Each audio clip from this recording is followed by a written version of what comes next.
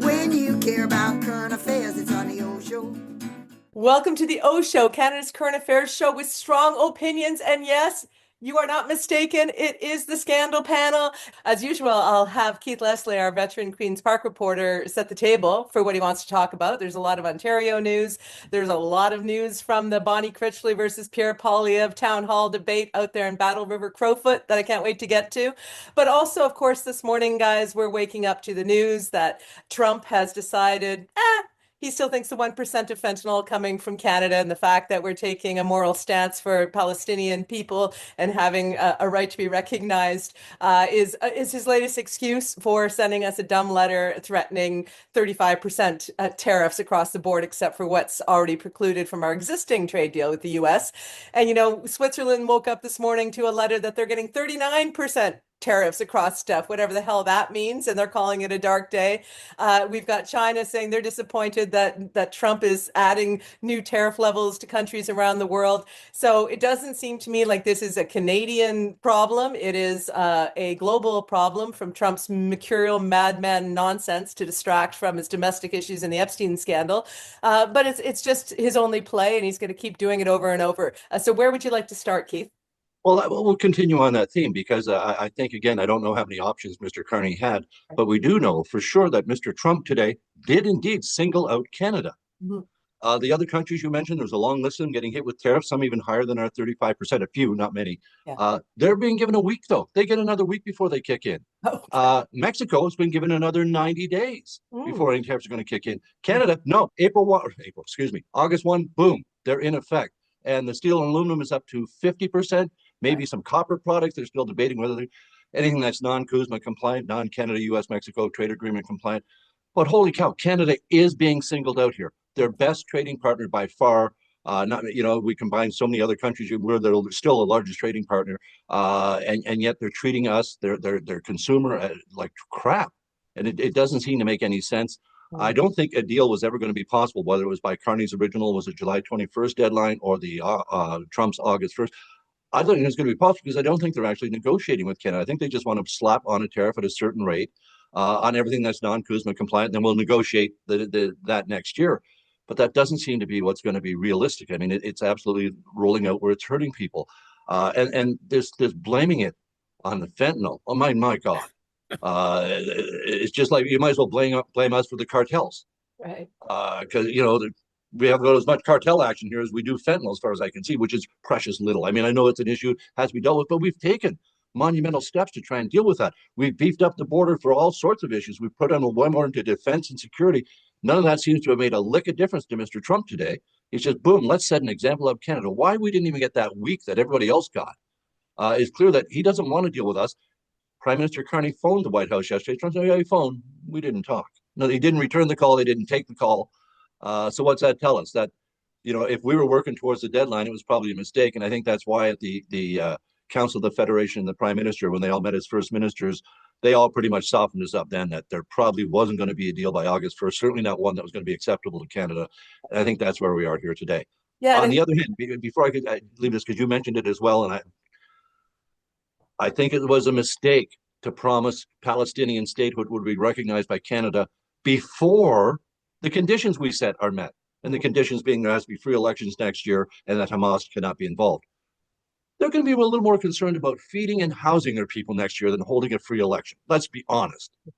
So we're setting a condition we know they can't meet. Then why are we doing it? And right away, what was the first reaction?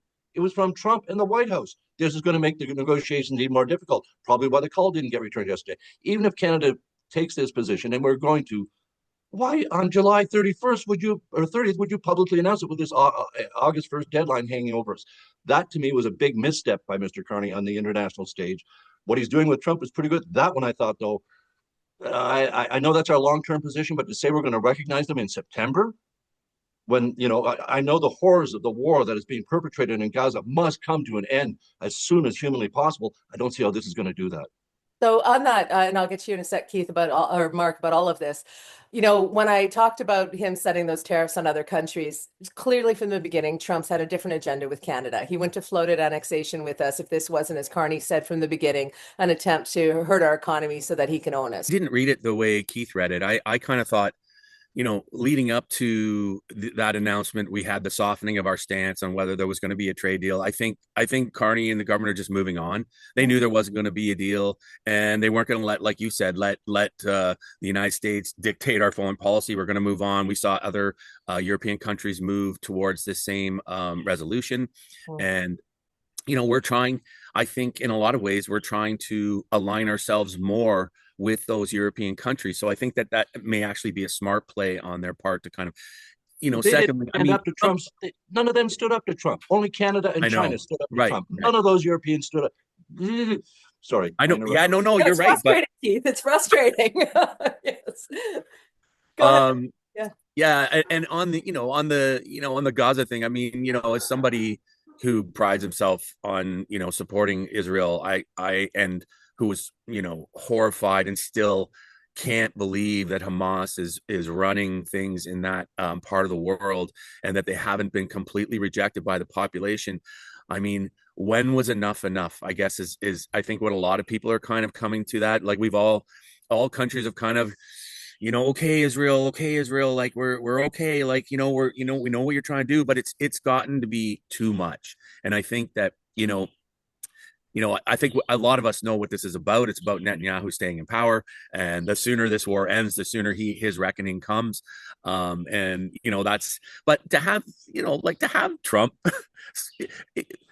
I know for a fact that Carney, the Prime Minister, and his team would have been weighing that possibility that the United States would react this way. They knew we weren't getting a deal. I think they're playing this game actually quite well. I know it has repercussions for our economy and for people in our economy. That was going to happen regardless. So I feel like they're playing this right. They're not falling. And you look at a lot of people, a lot of prominent people now across the country who are saying, don't cave into these guys. Don't take a deal just for the sake of taking a deal.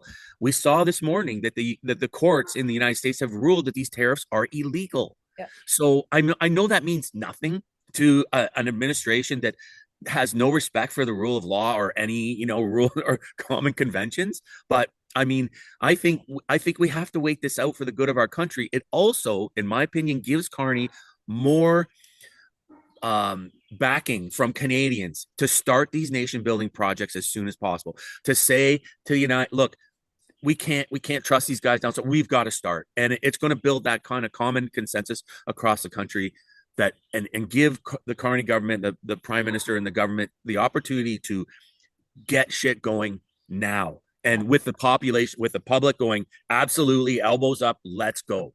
So a couple of points on that, and then I wanted to get to Ford, because Ford's also one of these people with this, don't back down. Up on Trump, as he like, flies down to his place in Miami and hopes that Daddy Trump pays attention to him. I mean, like he's, we'll talk about Ford in a second. He's so full of it.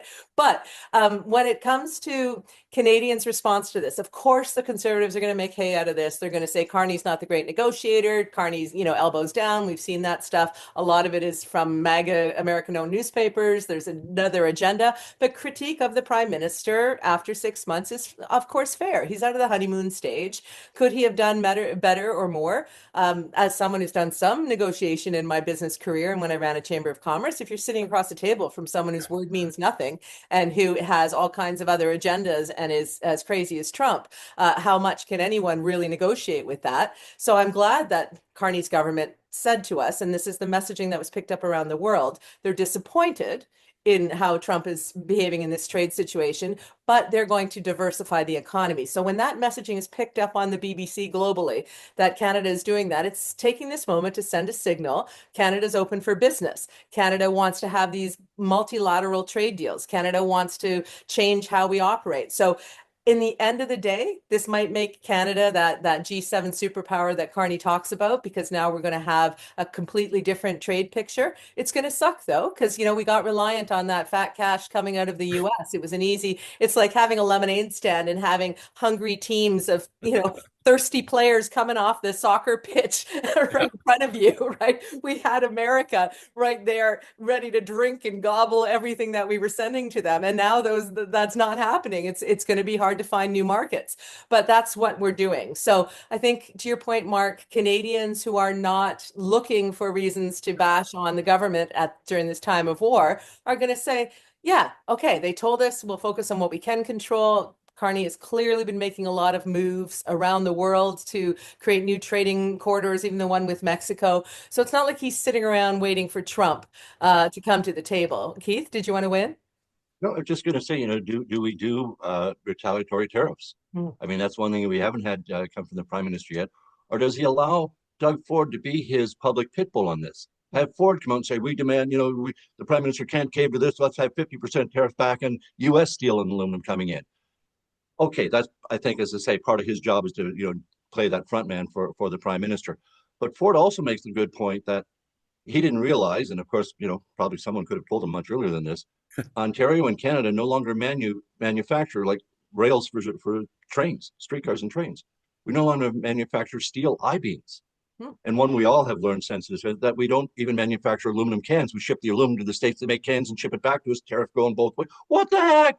Yeah. These don't sound like really difficult industries to get up off the ground fairly quickly, probably in some abandoned brownstone or brown sites or brownfield sites, or even abandoned factory. They ought to be to make, aluminum cans, steel I-beams, this kind of thing. There's some stuff we can get to really quickly, especially if we're looking at building national highway, rail, and infrastructure projects that are going to need all these components. That's just, it's almost a no-brainer for us that we get there. So I think Ford's right on that part. What we're not seeing from Ford, and, he stood up and he's standing by this cancellation of the Starlink contract because of Elon Musk's close association with Trump, which is now severed. But they won't tell us how much they're paying as a break fee for that $100 million contract. We have a right to know that. The taxpayers really should know what that is, because quite frankly, the government is saying, well, we're talking with Bell and Rogers, and the rest of Canada is going, oh, you poor bastards. I mean, you had another option that might have worked. I would rather peel my skin off than have to sit on the phone with Bell. Oh yeah, it's like just ask now for the customer retention department and see if you can get a better deal. Like seriously, it's just the last thing these people need. They need high-speed internet, not we're talking with Bell and Rogers. No, they need an alternative to Starlink. We're going to do this. Or what was the break fee? Could we have put dishes in every home for the cost of the break? It really raises a lot of questions. That's why we need to know. It's a shitty deal, no matter what. Breaking the deal is going to cost us some money. We knew that. But do we want to spend that kind of money and not provide an alternate service to the people that are still desperately in need of high-speed internet? Can you imagine having your window, you're opening a picture, as a GIF, and it's scrolling because you can't open a still frame, for God's sakes. But I think that's a good point about Ford. I mean, and Mark, I want to let you off the leash here in a second about Ford spending, because this Conservative premier's spending like crazy. And to Keith's point, there's no transparency. Oftentimes we're seeing overspend to prop up private healthcare providers that have, that are his private sector pals now at the expense of our public healthcare system. We've seen Ford waste, like he wants to do billion-dollar highway projects that nobody thinks we need, billions on a parking garage abomination at Ontario Place that nobody wanted. Like he is obviously, we know this from the Greenbelt scandal, putting public money into private interests. And to Keith's point, we deserve transparency with everything he's doing. But just on the Starlink deal, it was on, then it was off, then it was on, then it was off. With Trump, we love you, America, let's do US can, or whatever he was doing. And now it's like, we better be bullies, stand up to this guy. Like, he is so sporadic with his positioning on America. He's no Captain Canada anymore. I think Ford looks foolish. And I also think that his spending and his scandals, he keeps getting a break because of the Trump Carney show that we got to watch and the Poilievre stuff going on. But at the end of the day, the people of Ontario are watching a premier who doesn't seem to do anything to build or protect the province like he says he's going to do. He's just spending our money on things that profit the private sector, and specifically wedding guests, his pals. I thought it was what was really funny was remember, I think Prime Minister Carney's done a really good job, unlike Trudeau, at surrounding himself with the leaders of all the provinces and territories, and really building a new relationship with them, which was, to be fair, I mean, Trudeau just sucked at it. He was too, I don't know what it was, his ego or whatever, but he sucked at it. Yeah. And then, so they have that wonderful meeting. They're all seem to be unified. And then Ford announces some crazy policy about we're going to control immigration in Ontario. We're going to make the call, blah, blah, blah, blah. So it's along the same line. So we're all like, what? How's this going to work? Right. Seems like all of a sudden, why are you throwing this out there? Like, I mean, you guys have just had a great meeting. You know, the prime minister is doing all the right things. We're going to take over immigration. And then what? A week and a half later, he walks it back. Even his own staff were like, when they were asked about it, they were like, we'll have to get back to you on that. We're not sure. But they couldn't do it. But So, weren't they there, Mark? Weren't they there taking notes when he and Carney sat by the fire for their fireside chat that solved all the world's problems at his mega mansion in Muskoka? I mean, this is the point with him, right? Like, it's all over the fucking map. As somebody said to me when I announced we were doing the scandal panel today, or a tweet I saw, they're like, you know, what Ford says and what he does are different, right? that's sort of the, you know, that is the modern conservative now, the modern populist conservative. You know, they demand fiscal accountability and then give you none. They demand you rein in spending. They spend more than everybody else. They, you know, everything black is white and white is black. They campaign, and the people are buying it. Like, I mean, and you know, who isn't going to buy a situation, you know, and feel like, you know, voting for somebody like who's always giving you what you ask for, right? And really like making, you know, his friends telling you they're going to give it to you. Right. Well, I mean, you know, but don't forget, like these people who are being rewarded, the people who are cashing in on the Ford government, are the people that funnel money back to give these people a war chest, to be able to, you know, at a time when you have, you know, so opposition leaders, like neither one of them is really that strong. And, you know, people are like, I'm just going to keep giving money, you know, to Ford. It's like, I think you're going to see a reversal for the Conservatives federally. I think you're going to see people now, more donations going to the Liberals, because people are saying, this guy, I don't know, like he's a bit of a. Let's get into that.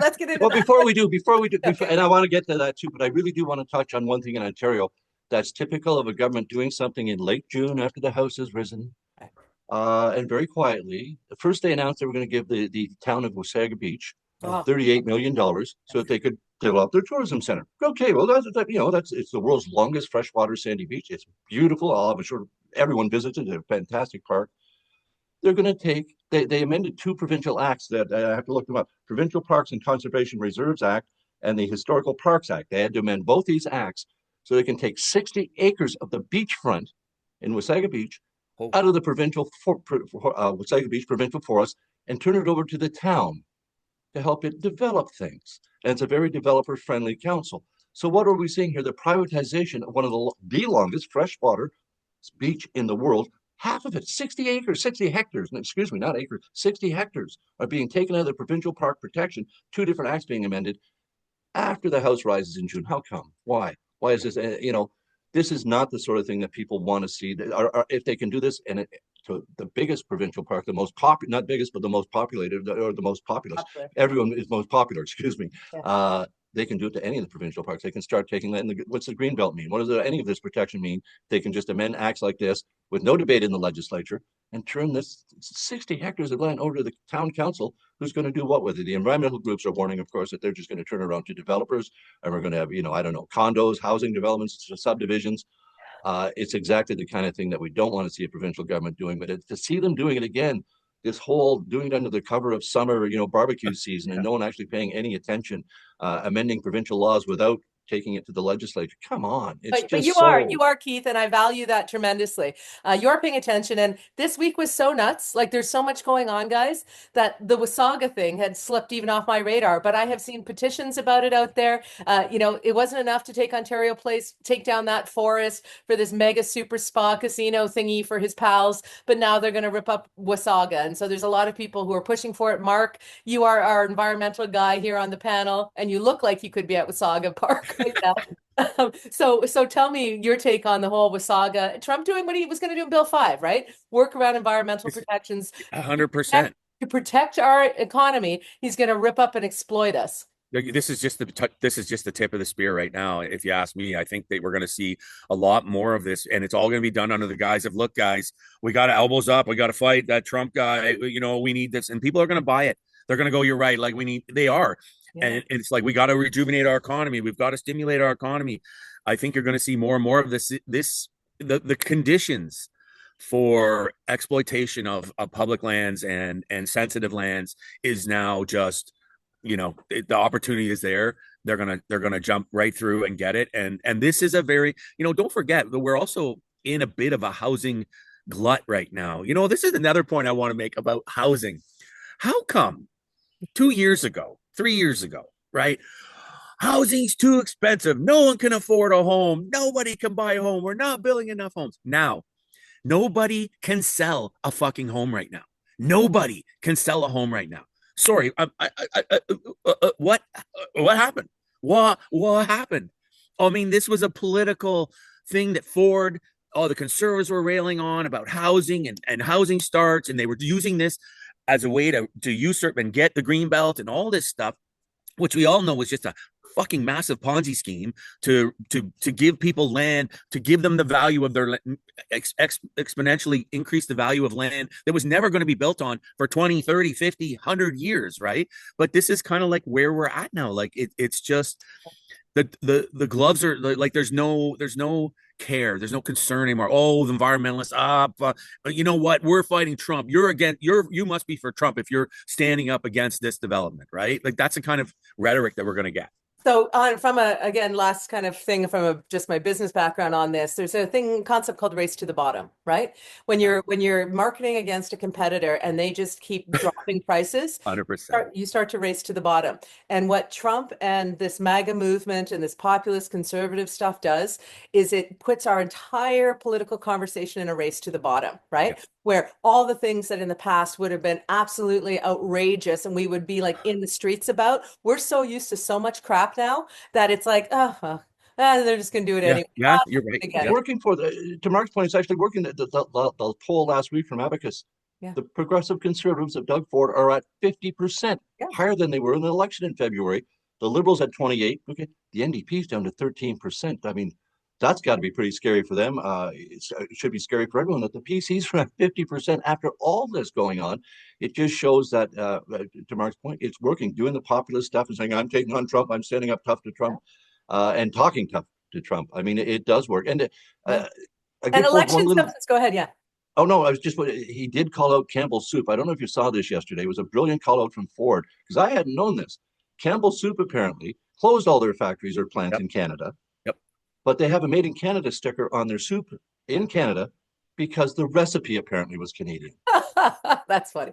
So Ford, that's the kind of thing he needs to point out. That's the kind of, and it'll stick with people's mind. People will go, oh, those bastards. Doug Ford showed me that. Yeah. That kind of stuff works for him. He's so good at picking the stuff that will get right home to people. He's very, Okay, I know we have some criticism, but he's very good at that. And he's very good at getting away with not disclosing anything. So his folksy shtick has worked for him for decades, and it continues to. So guys, I want to pivot this to the national conversation because I think it's all kind of intertwined. And also for people, I had to do a show on this on Monday. It feels like a year ago, but Ford has decided that, you know what, an edict that there won't be politics in our schools anymore, that teachers talk politics. I don't know how you teach history, civics, or geography without fucking politics, but I do know that when you do this kind of war on woke teachers and no more politics, what it does is it makes people, and this was my argument on the radio, it actually drops down our civic literacy. It disempowers people to go out and vote. We already have terrible voting numbers. It keeps the powers that are in power when people aren't educated and don't know their rights and don't go out and vote. So it's a conservative playbook, right? Have people less engaged, get away with more shit, race to the bottom, everything we talked about. I think that Ford is perennially positioning himself to be the leader of the progressive conservatives nationally. And I think that we're seeing glints of that as he positions himself more in the national stage. I'm expecting that their calculation is that Poilievre's days are numbered, that Carney will probably have, a run, maybe 2 tries with Canada, depending on what Trump does. But I think Ford's positioning himself for the big game. And so let's talk about that game, because Bonnie Critchley, we interviewed her. Many people have interviewed her. Our show with her is well over 10,000 now in the downloads. But our clips, just on X, are almost at 750,000 just on X. I don't even know about all other platforms. She is I call her the honey badger of Canadian politics. Bonnie Critchley is the honey badger of Canadian politics in all the best ways. She can be aggressive when she needs to. She doesn't give a you know what when she comes up across BS, and she is not afraid of a bigger challenger. And so we saw that this week when we had a debate in Battleriver-Crowfoot, and the audience was bussed in and stacked, and Bonnie, again, honey badger in the best ways, stands up and goes, "Who in this audience can vote? Who can vote?" Meaning they're not even from this riding, right? Yeah. And then she goes, "Makes my point." So Bonnie is not polished on policy like a 20-year career politician, but we literally had, guys, and I just want to set the table for this. We saw this week in Canada a combat veteran horse breeder from rural Alberta with no political background take on a career politician from Ottawa who's the leader of one of our national parties, and scared him sufficiently that he had to bus in people to fill the crowd to get applause. If that doesn't say that Pierre Poilievre is running scared and knows that this is weakening him for his leadership review, even if he beats Bonnie, I don't know what does. It's a remarkable moment, and I think Bonnie is making herself into a bit of a Canadian legend. Whoever wants to go. I'm going to jump on that one. Her messaging has been bang on from the very start. I'm local. We need local representation. We're not going to get it with that guy. He's just had our local guy give up his job. The guy we elected had him give up his job. So her messaging has never varied. Yeah. She said, "I like my retired from the military career. I don't want to be doing this, but I'll do it because I'm here for you. I'm here for us. I want local representation." Yep. Whereas, and as you say, that little mic drop moment, I've made my point when like 10 hands went up in the room that could actually vote in the local by-election. So it was all for the cameras, which mean that Poilievre and the Conservatives, someone may have paid politics, but the Conservative campaign under Pierre Poilievre bought up all the tickets, stacked the room so that when, he said something, there'd be applause and laughter and seals clapping and all that kind of stuff.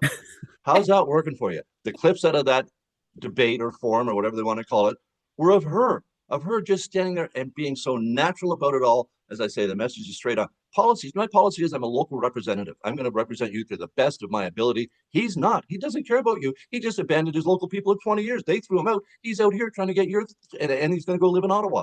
Again, she's masterful, whether she's a politician or not. She is now, and she knows how to work. Like you say, it's not being able to work a room like that, stand up and drop it on the other guy who's got all that experience.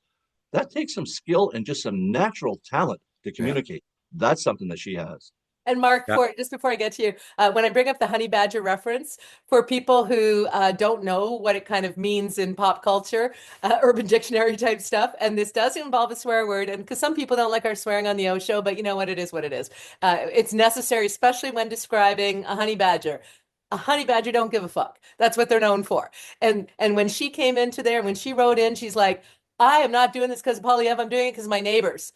My neighbors deserve better than this." She's angry. She doesn't give a fuck about, any kind of crap she's getting. She's not afraid. And she just is coming from a moral place. She said on the OShow, "I don't like being used. My neighbors don't want to be used." So that's what I mean about honey badger. She don't give a fuck. They can bust in all the people they want. They can throw millions at this tiny, no, it's big riding geographically, but it's, small population. But Bonnie's not backing down. Mark? She's incredible. The confidence that she has shown in every interview. She's getting tons of, like he said, tons of clips, tons of interviews on the media. She's extremely confident. And, I'm not going to lie. I like anybody who is a veteran of the Canadian Armed Forces. Like right away, they go up here in my list. Not a career politician, a veteran, someone who served this country is right here. A lifetime politician is like right here. So I hope people in that riding see that. I mean, she strikes me as being somewhat conservative. Yep. So I think she would fit in with that, with the riding. I think people would be like, yeah, we're still getting that, and she could easily, morph over to that party or something. I don't know. But at the end of the day, she is like, between her and Joy, like they could this would be incredible moment in Canadian history to have two small, relatively unknown people take out one of the biggest loudmouths in the history of this country and put who's never done any, I would just be wonderful. And I think you are right. I think he is in trouble. I think they are seeing something in that riding. If they have to bust people in, if he has to go to an all candidates debate, when Conservatives never go to all candidates debates, never. But all of a sudden he goes to one. I mean, give me a break. How humbling is that for Mr. Cocky ass guy to have to compete in a all candidates debate? So in a dark room or gym or barn or whatever the hell it was, he went from the national stage, right, in Ottawa to to see him in this darkly lit room where he's standing up there kind of going like, so anyway, yeah, where Camrose is kind of far from Calgary, where I'm from. And I'm like, how far have you fallen? I mean, he's fallen off the fucking horse. That whole bussing them in is just showing either they completely misread the room, or they're just so stuck in that old style of campaigning that they just, we'll just translate what we did in the national campaign that didn't work into this local by-election. We'll flood it with all this. No, Canadians see through that crap, especially, I'm going to say, rural Albertans in small communities like that everyone knows everyone. They know the family farms and then who's helping who and who's done what. Yeah. And they're going to know who's local. And I don't know if she can beat him, but I absolutely believe she is a small C conservative. Yeah. That she fits in very well with the local values. Now, we don't know. We're not from there. And as I say, everyone in town, by now, they certainly know Bonnie Critchley. And will they vote? Will they go, you know what? We are being used. Will they vote? I mean, it's absolutely possible, but that two different people would throw the same conservative leader in the same year would be, boy, would they get the message then? Would he leave Stornoway then, I guess? Yeah. Well, so here's the thing, right? So the themes that I have seen just from my metrics of watching what we put out as the OShow is clips and what catches fire.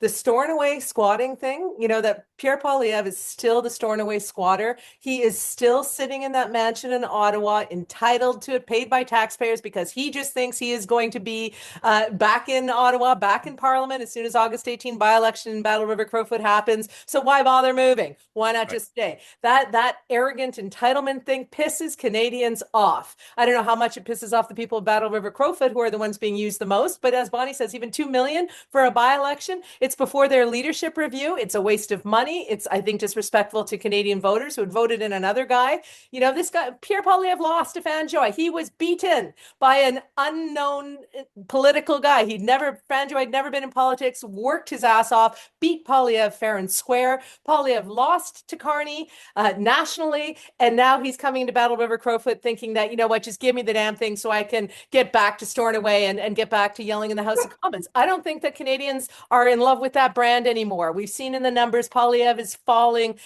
right off a cliff in terms of favorability against Carney. And I don't see how Conservatives, if I had money and I was a Conservative, I wouldn't be putting it into the Poilievre leadership going forward. I don't see the possible business case for it. So he is in trouble. And Canadians are resonating right across this country to Bonnie Critchley. They resonate to, as I said, the squatter Stornoway narrative, and they resonate to what Bonnie says about, what?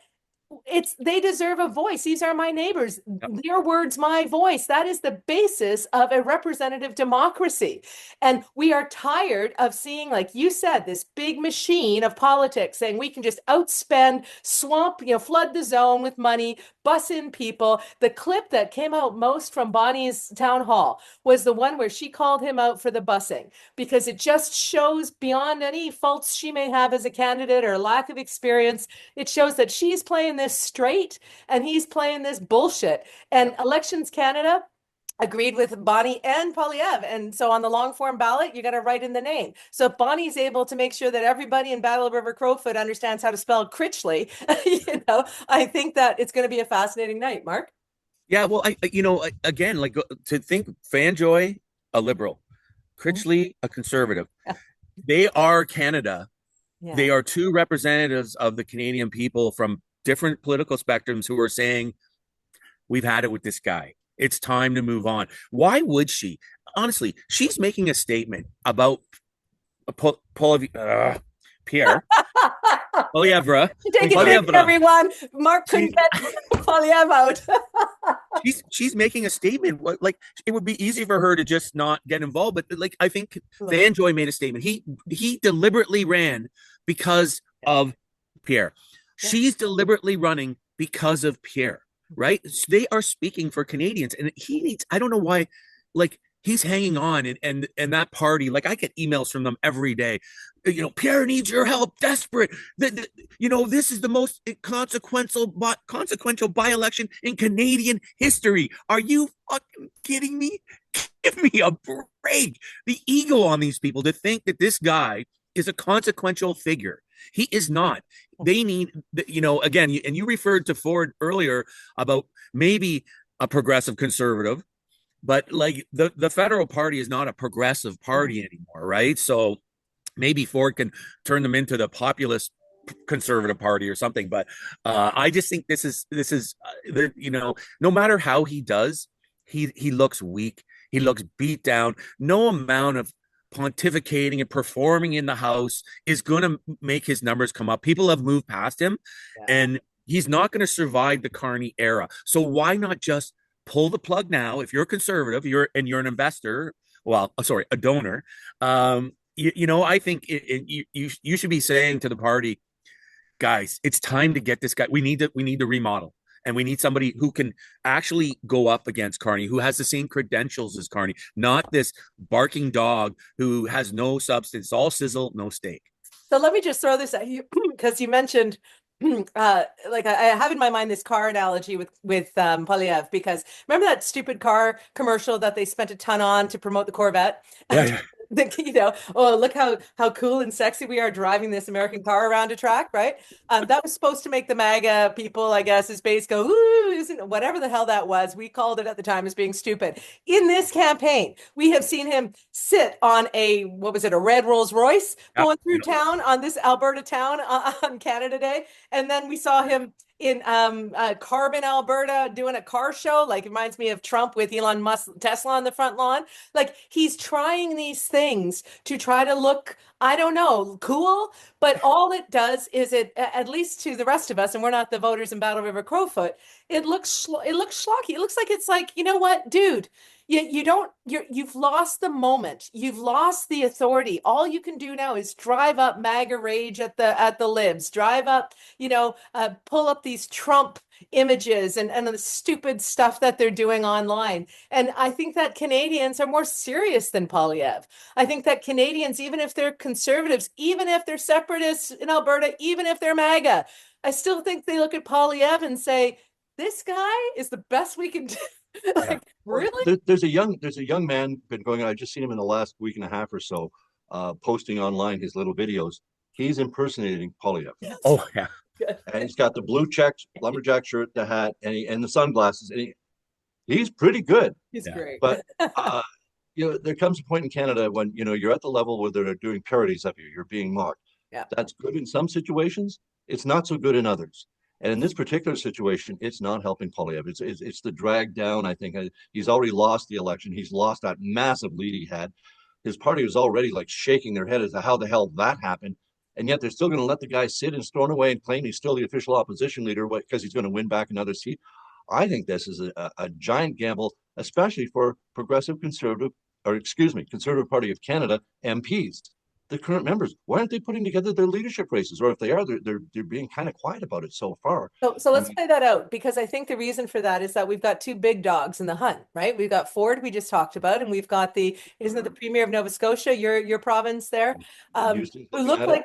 They look like reasonable progressive conservative leaders. And Canadians are, and I did an op-ed about this, I don't know if you guys saw it in this past week, I think it came out about Poilievre, where I said, he's at the Calgary Stampede talking about us having a warrior, not a woke culture. He's echoing the language of the regime that is threatening us. It's time that Canadians start to seriously ask him where Trump's MAGA worldview and his Canadian MAGA worldview align, because I have deep concerns. He is pulling the party, or being pulled by the party, to the far right. MAGA is deadly serious for me. I see their shit coming in all day, and all of us can watch what's happening with the MAGA experiment in the United States. Literally nothing good for the people of the United States. It's a kleptocracy, and it's doing a little bit of what we're seeing in Ontario, taking money away from the public sector to privatize the rich, the Trump regime. So when we see Poilievre out there tacking towards that MAGA nasty right-wing crap, like I'm talking extreme stuff, I think that there is an appetite among Canadian Conservatives to say, can't we get back to the Mulroney days? Do we have to still have this fucking faction of populist nut jobs that are dragging our party over and making us unelectable? So that's why I think that we're not seeing other candidates rise up against Poilievre, because probably the expectation is, is Doug going to go in? Are we going to big guys? I'm sorry, I didn't mean to interrupt. I also Go think ahead. there's another one in the PC caucus there, and that's Caroline Mulroney. You mentioned Mulroney. I think Caroline Mulroney, their family wants her to be prime minister. And I think she would be a very appealing candidate, even against Doug Ford. If she's running for a conservative leadership, it's not just the name, her own brand herself. I mean, she's a very strong progressive conservative. She's done a number of things. She had a rough road in Hamilton. She got chased down the street in Hamilton. She had a bad day in Hamilton. Literally got chased out of town. I wrote that story like 3 times. She did indeed get chased out of Hamilton. We're a tough town. We're a tough town. She lived to tell the tale, though. I mean, that's the best you can do in those situations. I mean, they really did not want to hear from her that day. That was quite funny. But I just throw her name out there as there are some names, but we're not hearing any within the caucus of MPs that are all seemingly still bowing to Poilievre, but he's clearly been rejected by Canadians pretty wholesomely after he had a lead right up to the election. So can I don't understand the loyalty to it. Yeah, I think so I have a little theory I want you to weigh in, Mark. Maybe Poilievre's MPs are MAGA, like they are that they buy that populist shit. They want to be a 51st state. We've seen lots of evidence of their narrative Canada's broken, all that garbage. Yep.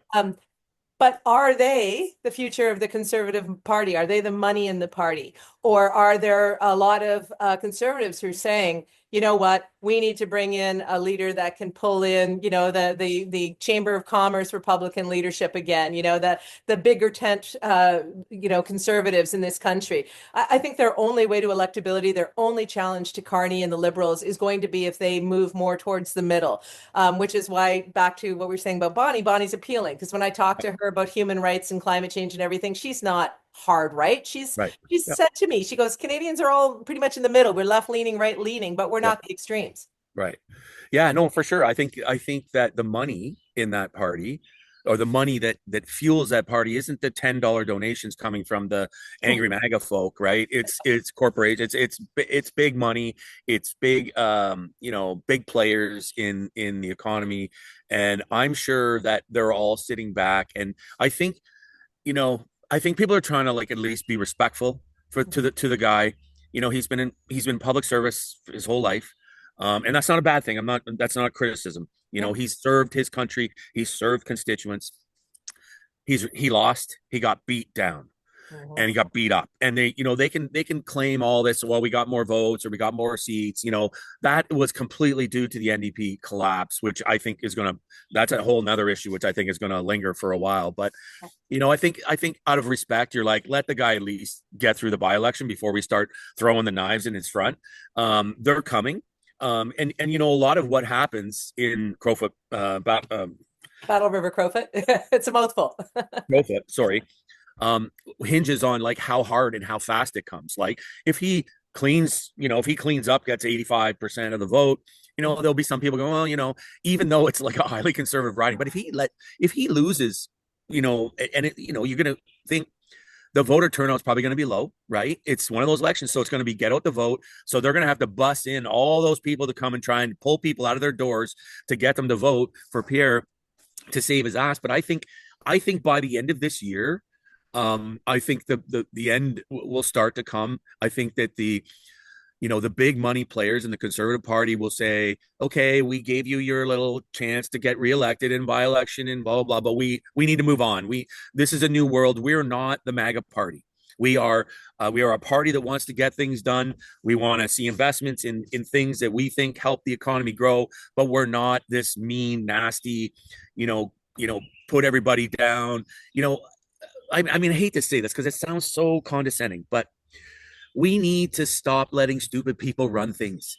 We gave them a shot, and honestly, I think people got lazy. They got lazy, but we're seeing the ramifications of when we let people with no experience and who have an axe to grind and don't have a balanced approach to looking at views in the world, who are prone to conspiracy theories, who are just angry, we can't, like, the experiment, we saw what happened. Now we can hopefully take this for the next 100 years and go, oh, whoa, don't ever let that happen again. Holy shit, that was a bad move. On the macro level, I hope that, that, yes, we are moving off of this war on expertise and getting back to intelligent leaders and the best of us representing us. I hope that is going to happen after this MAGA era. But specifically, I don't care about experience in politics as much as I care about somebody who has a good character and has an open mind. And like Bonnie might not have political experience, but she impresses me as a person. Poilievre has lots of political experience, does not impress me as a person. I think he's off-putting. And the fact that he doubled down on the fucking convoy, guys. I was in Ottawa last week for business, and I said on last week's OShow, I mean, he grabbed onto those truck nuts to save his life and to appeal to the base this past week, and a bunch of his MPs grabbed on too. Like, they're going to follow those trucks right over the cliff. So I'm hoping that, and I'm a little torn, last thought on this, but I want Ford out of Ontario so that some other leader can rise up and get our province back on track badly. So I'm okay with Poilievre going down and Ford getting up there, because I don't think that we're going to have him in charge anytime soon with Carney. But at the same time, the thought of Ford running Canada is also concerning given what we know about Ford. So, I mean, where are you guys at? Last thoughts on this, the convoy, any other crazy stuff that happened this week that I'm sure we'll remember as soon as we're done taping? Well, the convoy stuff, it just shows that the Conservatives appear to still not realized why Poilievre lost his seat in Ottawa. Well said. The convoy, those local, they were just so fed up with that shit and him embracing it. Yeah. I'm sure there were other issues and lots of different, but to the outside view, the convoy is what did him in there. To see them still, hanging on to that is desperation. I mean, it just didn't play. They know how people feel about this. Now, is there issues to be had with how the courts are going to treat, Tamara Leach and I forget the other fellow's name. And okay, there's some concerns there, but for the most part, that's courts. That's not government. It's just Poilievre trying to cash in on Canada being broken, this legitimate protest and all this. It's a message that was rejected. Don't you have a new message? Don't you have something that you want to positively point us towards that would make us want to vote for the Conservative Party of Canada? And we're just not seeing it. So I think if the others are keeping their powder dry, as Mark says, before they start stabbing him in the front, giving him until the by-election, well, then let's hope we see some action before Labor Day. Now, that's if he loses the by-election, hopefully he knows he resigns that night as opposition leader. I know he'll lose, but even if to Mark's point, I mean, the guy who he took the seat from, who's apparently going to get the seat back, this is just a stepping stone move for Poilievre in Battleriver-Crowfoot, won by what, 82%? It was one of 82.5% or so. So yeah, if he comes in at 55 or 60%, oh no, the press gallery alone will hound him. And John Tory at 66, that 66% it's almost like a leadership review at this point. Yeah. If he doesn't get at least 2/3 of the voters in that Conservative riding, he's got some splaining to do. And when you mentioned about Tamara tweeted, Mark Carney does not speak for Canadians does not speak for Canada or whatever. I'm like, actually, literally, that's his job. Like, that's what he was elected to do 3 months ago or 6 months, whatever it was. Yeah. So here's the thing. Conservatives might not like that Carney is their prime minister, but he's our prime minister. And I've said this many times, guys, and I'll say it again. There is all kinds of pro-American annexation, MAGA rhetoric coming into our country from Canadian, and I do that in air quotes because they are American-owned newspapers. Much of our media is controlled by American interests in this country. And so this MAGA narrative, whether it comes in the form of some preacher or rock star, country star, or whether it comes in the form of attacks on social media or op-eds about whatever Trump's agenda is, when you see people out there criticizing the prime minister, cool. We have a right to do that in this country. But when you see people advancing the U.S. position in this time of trade war and threats to our sovereignty, that is MAGA propaganda. And it's coming in sometimes from large Canadian-looking accounts or Canadian accounts. And so I think as a country, we have to be able to have a robust political debate about what we do and do not like about the Carney government and their policies. That's fair game. But when I see people start to echo the actual rhetoric coming out of the country that would annex us if they could, that is putting 35% tariffs on us, 50% in some cases to destroy our economy.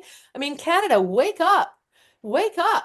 And if you're one of the people working for these American newspapers, and you know who I'm talking about, and you are putting out stuff that is not just, critical of the Liberal government or Mark Carney, but is pro-Trump and pro the MAGA narrative, we're going to start calling you out for that shit, because that doesn't look like patriotism. It doesn't even look like it's, journalism. It looks like it is carrying the water for this dangerous regime that is pulling people off the streets and sending them to countries they've never been from, and taking away Medicaid and taking the money out of the people's hands and giving it to the super wealthy. I mean, come on. This is not a joke. So criticize Carney. He deserves it where he deserves it. But if you're carrying water for the Trump regime and you're pro-annexation, you're doing the shit that Danielle Smith's doing around this Alberta separation referendum, I mean, Canada, we've got to pick a side here. Are we on the side of our sovereignty, or are we going to be manipulated and dragged into this US nightmare?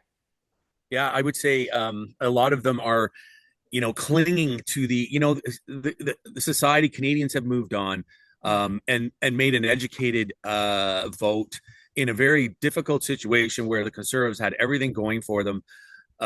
Mark Carney stepped up, was able to snatch victory away from the Conservatives, because Canadians saw it was time to grow. Of kind of even Trudeau. I mean, there's lots to criticize him for. He kind of, the last years of his the pandemic was probably his high point. Everything was downhill since then. Now Katy Perry's in the mix. Who knows? All kinds of fun things are happening, but I think the media is feeding that. They're clinging because, again, it's not about journalism. It's about clicks. It's about, and a lot of them are at the National Post, with all due respect. I mean, the National Post, the amount of stories that come into my feed from the National Post, which are all trying to attack Carney's character, trying to attack his character.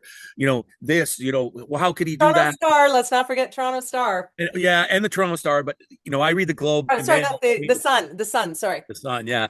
But I think they're just, they're clinging to that, feeding that monster of the with all due respect, the people who are angry and that just can't let it go. And Canadians aren't angry anymore. We're angry at the United States collectively, but I think we have a renewed sense of commonality, and we see someone like Carney who, liberal, conservative, whatever, he's a competent, strong character. He seems to be making the right decisions. Yes, there will be stumbles along the way, like any politician. But I mean, he's at not even 6 months, and they're already like, it's crazy. It's so disingenuous as a journalist, as someone who, and Keith, spent the majority of my career being a journalist, and the ethics of never ever falling for that clickbait. That should be the underpin of every reporter. But I mean, whatever, they will die just like that movement will die, and then they'll be scrambling, wondering what happened. Well, Mark, you ended on a positive note there, which I know is always your goal. Yes. So you talked about the fact that we are more united, stronger than ever. I love hearing it. Maybe it's just that you're sitting in paradise and it's a long weekend and maybe you've got something in your coffee cup. I don't know, but I like it. I like that idea that in spite of all of the noise, we are seeing Canada make some moves and that Canadians are more united than ever. So Keith Leslie, and you feel free to make another final point if you want to, Mark. But Keith, you want to wrap it up? No, I'm good. No, I quite frankly, I'm with Mark. I think we're in a position where our government is doing the best it can as far as negotiating a trade deal with a madman. Yes. And whatever can be done will be done. And if there's no deal, we'll have the tariffs and we'll work around them the best we can. Yeah. I mean, it sounds really onerous at 35% and 50% on steel and aluminum in particular, lumber. They're hard hit. Auto sector, but 95% of our stuff is CUSMA compliant. So it will be, renegotiated next year, hopefully at a reasonable level, not just here's our tariff level, you're taking it. It's a take it or leave it situation right now. So we're just going to leave it. We'll have to pay whatever we have to pay, but Canada's not going to bend over. Canada should be really proud that we did stand up to Trump and did offer some retaliatory stuff and took their liquor off the shelves and that kind of stuff, because the Europeans didn't have the balls to do it, not even close. They just accepted what he was dictating, as did most of the world, in fact, except for China and Canada. Now, normally I wouldn't want to be in a team like that, but for standing up to someone who's bullying the rest of the world, Canada, pretty small player compared to the other one that's standing up. And we're doing it because we believe we're right. We know we're right. And we are, as you said, united in a way we haven't been in an awfully long time. A common enemy will do that. We never viewed the Americans as our enemy before, and I still don't think we do. We view Trump as an enemy, though, and that's the concern right now. Trump and that whole MAGA rhetoric shit, it can spill over here, and that is a concern, but I don't think it'll fly in Canada. I just don't. Canadians have just too much common sense, especially when you get away from the upper Canada, the center of the country, if you will. You get to the East Coast, that shit don't fly. You get to the prairies, what? Come on. I think the common sense value of Canadians is at its heart will protect us in the long run in all this craziness. Well, we got Bonnie and Bruce showing us that Canadians from the left or from the right, we don't like bullshit and we're willing to stand up when we have to. And we are doing that as a nation to Trump. And, you know, when the EU got their deal, they got crapped on the next day.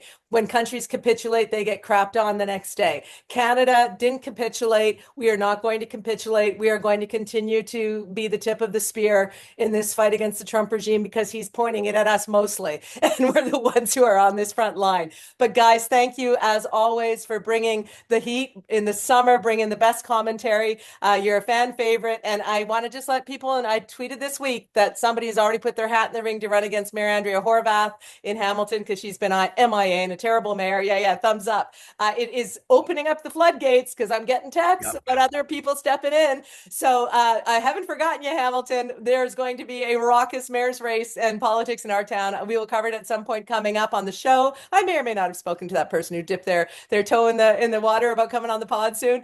So we've got lots coming up. Please subscribe, like, share. Tell us what you think. I read all the comments. It's an important conversation, pro-democracy, pro-Canada. And there's a lot of stuff that we need to keep talking about, even in the lazy, hazy days of summer. So the OShow Scandal Panel is going to be back more in August. Whether it's from the cottage or the lake or the boat or whatever, we're going to do it. Thank you so much, guys. Have a wonderful long weekend, everybody. Stay safe.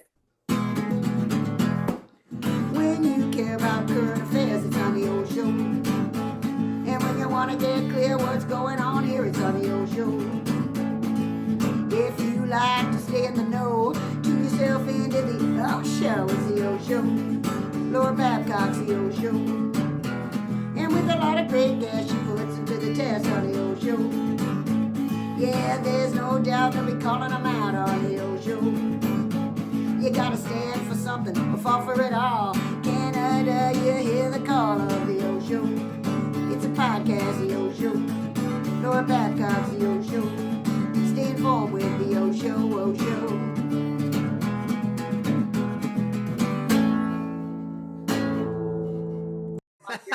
Your merch bid.